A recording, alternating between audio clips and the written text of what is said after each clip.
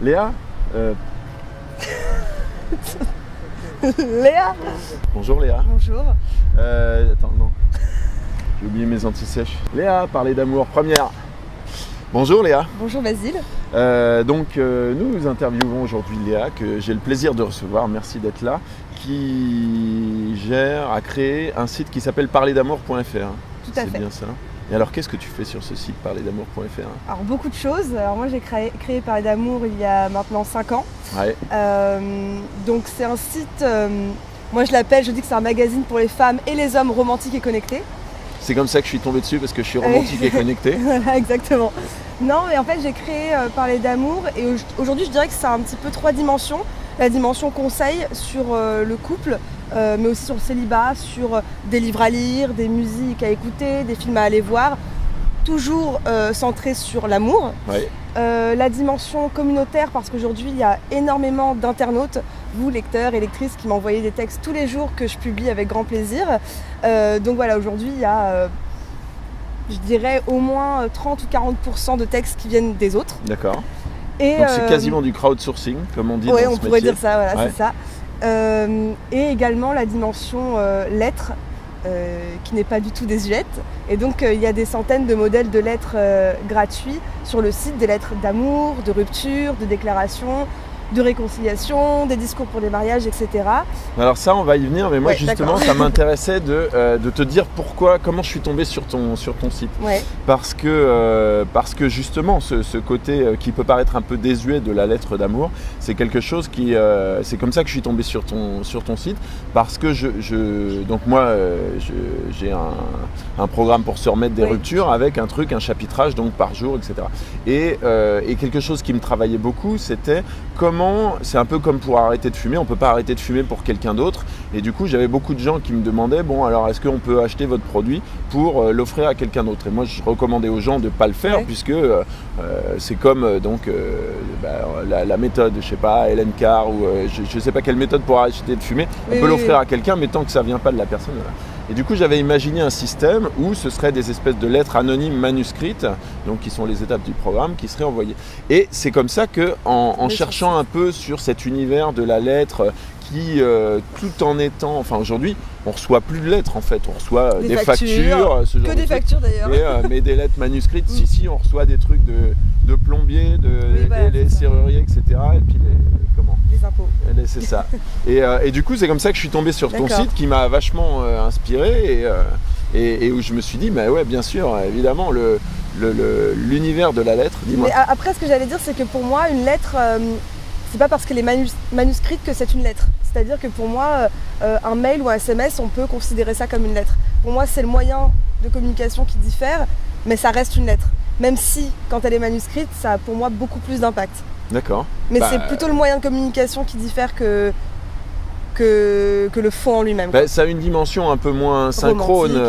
Et c'est surtout qu'un mail, on va te répondre dans les 5 minutes, alors qu'une lettre, tu vas la recevoir, tu vois d'où elle a été postée.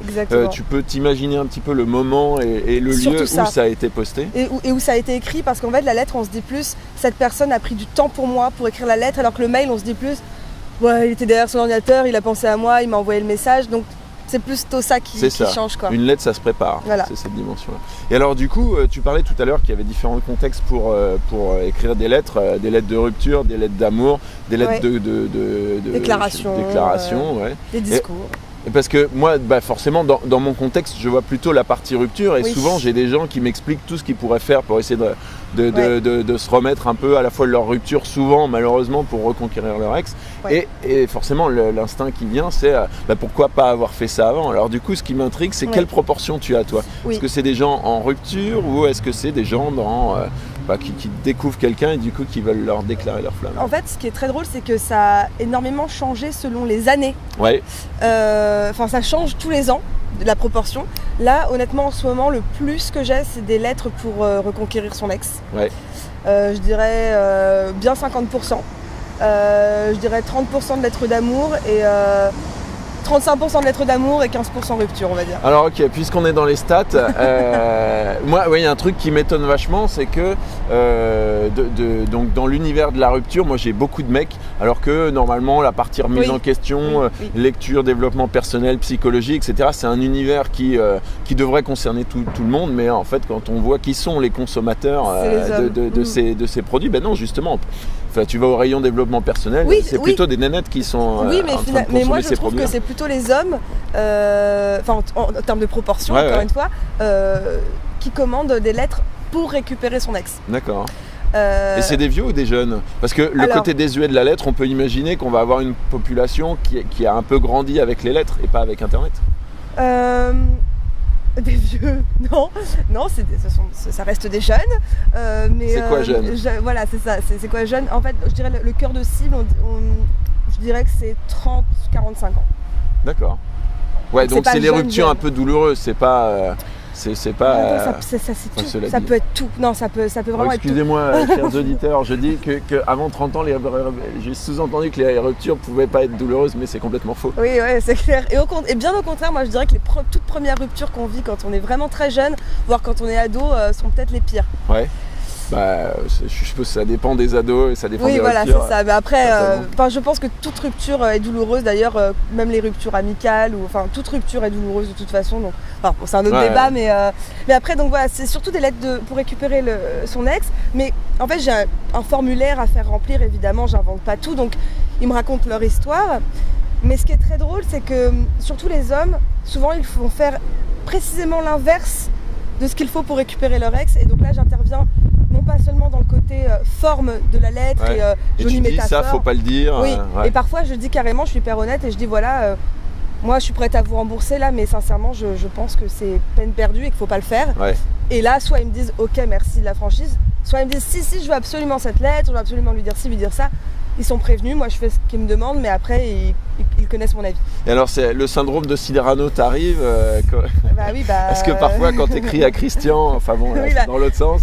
Oui. Du coup j'ai des fidèles. Ouais, ah oui, d'accord. Voilà, tu fais des cartes de fidélité. Non, mais effectivement j'en ai tous les mois qui reviennent vers moi. D'accord. Et pour les mêmes conquêtes ou pour d'autres? Ça dépend lesquelles. Ça dépend lesquelles. Ouais, mais en même temps c'est ça, c'est pour revenir sur l'analogie avec Cyrano, ça doit être un petit peu...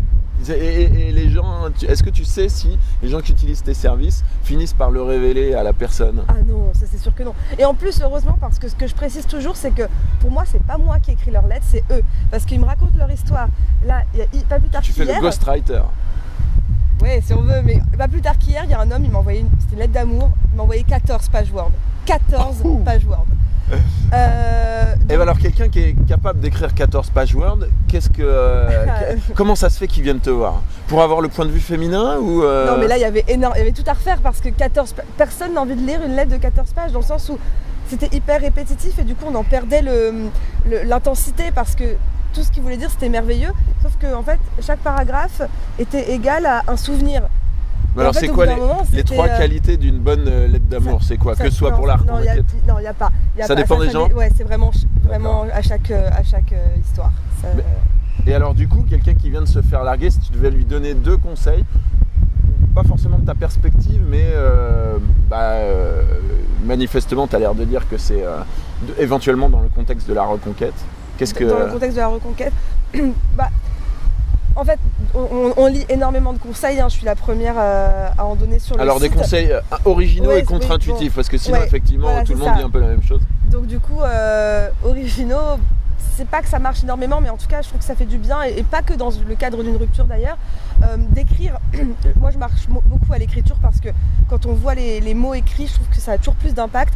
Donc écrire tous les défauts qui nous déplaisaient chez l'autre, qui nous a quittés ou qu'on a quittés. Lui écrire à l'autre? Non, l'écrire à nous-mêmes. Se l'écrire pour soi. Sur des petits papiers et en fait de les brûler. Et symboliquement, de brûler ces défauts-là et de se dire je me débarrasse de ça. Finalement, je me sens triste, mais quand même, j'aurais plus affaire à ça. Ouais. Et derrière ça, de se dire qu'est-ce que je m'empêchais de faire ou que je ne faisais plus parce que j'étais avec lui et que je vais pouvoir faire maintenant. Et pareil, de le lister. Et enfin, quelque chose que je fais moi-même souvent quand j'ai... 3 pour le prix d'un. Quand je suis pas bien.